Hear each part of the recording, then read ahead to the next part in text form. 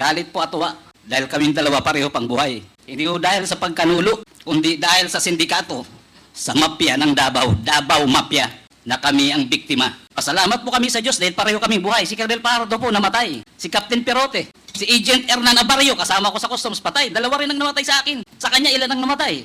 Dahil po dyan, sa Davao Mafia, and their purpose to save the Queen in order to become the next president. Talagang yung information lang na binigay mo kay Jimmy Guban was regarding the container that has been overstaying in that area. Then doon na nagsimula ang mga ikangang paghuli ni Jimmy Guban doon sa illegal drug shipment. Hindi po ba? Opo. Okay, Opo, Jimmy. opo. Andito Tama si, po yun. andito si Jimmy Guban ngayon. Jimmy, pinapatunayan mo ba yung sinasabi ni Colonel Asierto na siya ang nagbigay ng intelligence report sa iyo na mayroong overstaying containers doon na naglalaman ng mga illegal drugs? Yes, Your Honor. Marami kaming tatlo po, nila Colonel Fardo ng PDEA. Nanggaling po sa kanilang informasyon, sa custom sites ako po ang nagtrabaho. Okay, after nung natanggap mo yung impormasyon kay Colonel Asierto, ano na ang ginawa mo, anong hakbang ang ginawa mo para mahuli yung illegal drug shipment? Your Honor, we started profiling. Nag-backtrack na po kami lahat ng mga records ng files namin. By the way, Your Honor, pwede ko pang batiin si Colonel Asierto? Sige, Mr. For 6 Chair. years, sir.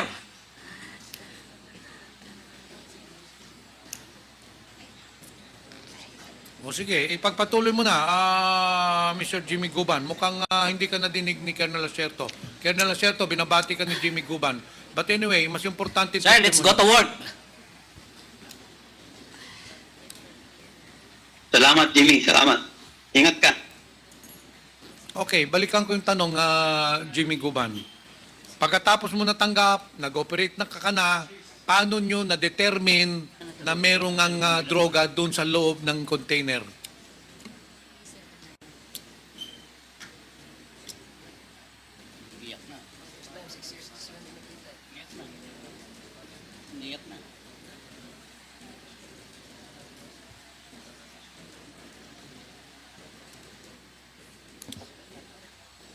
Na-miss lang Mr. Chair ni Jimmy Guban si Colonel Asierto dahil 6 years na sila hindi nag-uusap. This is the first time that Mr. Jimmy Guban and Colonel Asierto has talked to each other. Pagpatuloy mo, Jimmy. Thank you for your honors. Nakikita ko po kasi ang salarin, Your Honor, nasa tapat ko. Si Mr. Paul Gutierrez. Pagpatuloy mo na yung kinikwento mo kanina. Paano Your mo Honors, nalaman na merong droga doon sa Mr. Chairman. dalawang container? Mr. Chairman, with the indulgence of Congressman Johnny Pimentel, ano lang, kasi nagtataka lang ako bakit siya umiiyak. Anong reason ba't ka umiiyak, Jimmy Guman? Dahil ba sa panahon na ipinagkanulo mo si, No, Your Honor. Galit po at tuwa dahil kaming dalawa pareho pang buhay. Hindi ko dahil sa pagkanulo, kundi dahil sa sindikato, sa mafia ng Davao, Davao Mafia, na kami ang biktima. Pasalamat po kami sa Diyos dahil pareho kaming buhay. Si Colonel Pardo po namatay. Si Captain Perote. Si Agent Hernan Abarrio, kasama ko sa customs, patay. Dalawa rin ang namatay sa akin. Sa kanya, ilan ang namatay? Dahil po dyan, sa Davao Mafia, and their purpose to save the Queen in order to become the next president. That is how, ganun nila ginawa. Lahat patayan. Your Honors, gusto ko po sana tuloy-tuloy ang pagsagot. Pero sometimes nagiging emotional ako for so long na kahit papano, via internet, kahit paano pareho kaming buhay ng aking kaibigan si Colonel Asierto. We did our best, Your Honors, para ho kami ay makagawa ng tulong sa bayan. Pero ang sinapit namin, siya may patong sa ulo. Ako buti na lang may Diyos. Hanggang ngayon, nasa National Bilibid Prison. Anong mustisya ang meron during the time ni Duterte? Anong merong laban sa druga. Kung ang pinoprotektahan, sorry po, Your Honor, ilabas ko lang po muna konti. Kagalang-galang pong Senator at the Chairman. Jimmy, Congressman? Jimmy, paalala lang kasi hindi ito yung venue para maglabas ka kung anumang sama ng loob meron ka, no? Itong venue na ito ay venue kung saan ang mga katanungan ng ating mga kasamahan ay maaring mong masagot. We will give you the time kung ikay matanong tungkol dito sa iyong damdamin tungkol sa isyong ito at the appropriate time. Thank you, Your Honor. Medyo natuwa lang po ako dahil kahit paano nakita kong buhay na buhay si Colonel Asierto. Okay, sige, Salamat. salamat. Thank you for Your Honor. May Congressman apology rin. Pimentel, Thank you, please Mr. proceed. Chair. Balikan natin yung tanong ko, Mr. Guban. Kanina binanggit ni Colonel Asierto na siyang nagbigay sa iyo ng intelligence report regarding doon sa shipment ng Bicapa Trading. Pagkatapos ng intelligence report, ano hong ginawa ninyo? Your Honor, ang nag-implement po niyan ay joint ng PDEA at saka ng Customs. In fact, witness din po doon si Colonel Asierto. Si Colonel Pajardo, then Director ng National Capital Region ng PDEA, nag-exchange po kami ng mga information together with Colonel Asierto. Then I do my homework also on my part as CIS Intelligence Operative ng Bureau of Customs. So lahat po ng files, naghahanap kami, nag-backtrack, kung ano po ang trabaho namin as Intelligence Operative sa Bureau of Customs. Hanggang po sa bandang huli na totally na pinpoint namin at nalaman namin na talagang yun na yung binibigay na information from Colonel Asierto's asset. Yan na po hanggang sa in-identify. If I will be given a chance po, Your Honor, may mga supporting documents po ako dito to prove na talagang yan po ay nahuli namin. Trinabaho po namin at nagsakripisyo po dyan ng buhay ang halos mga kasamahan namin para po mahuli yan. Ngayon, itong sunod na tanong ko sa iyo, importante itong tanong ko sa iyo. Itong dalawang container van na sinasabi na hinuli ninyo na may laman na drug shipment, ito ba Or kargamento na pinapakiusap siya.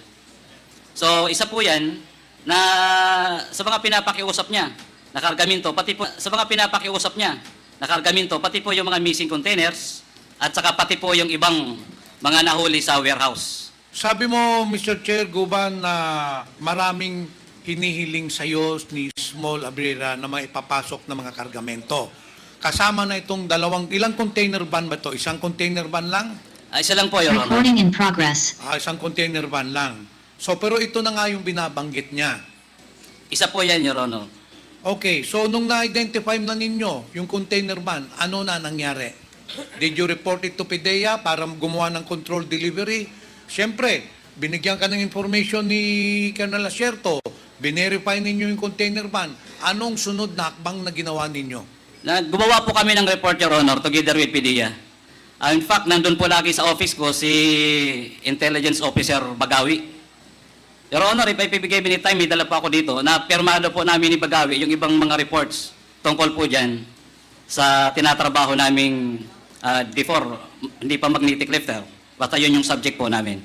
Siguro on another occasion, because we will have a next hearing next week, Mr. Chair.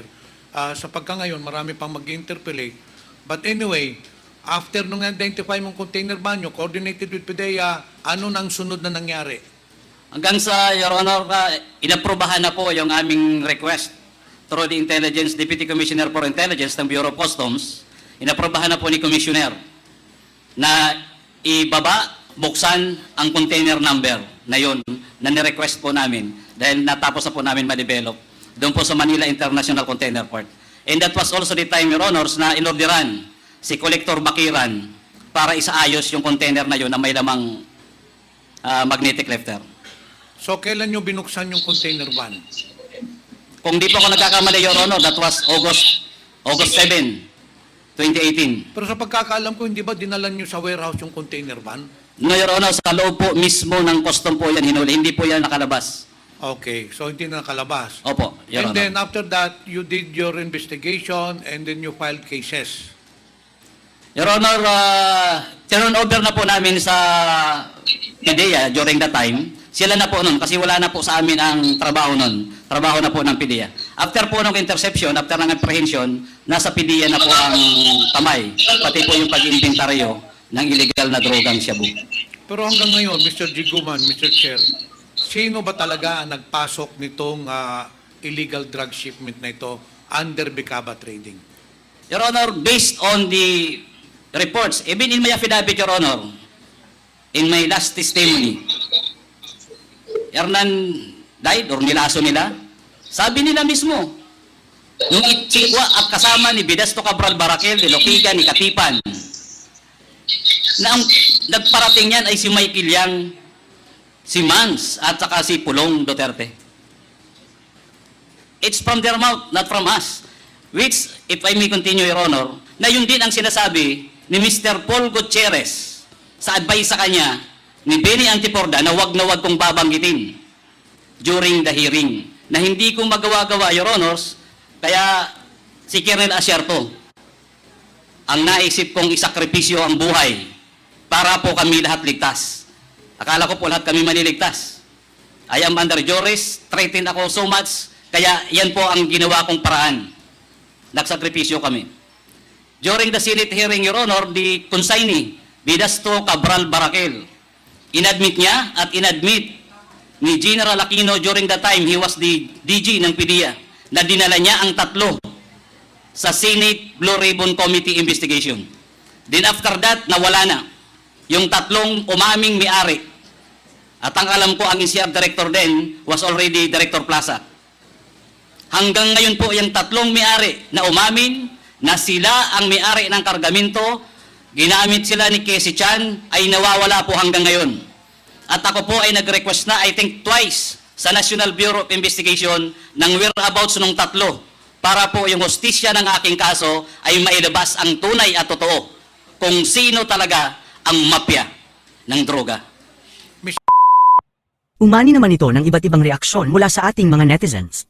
Ayon kay Alfredo Dizon, evidence is the best presentation to accuse somebody. Allegations, hearsay and dramatics is not evidence but a mere tool to sway public opinion.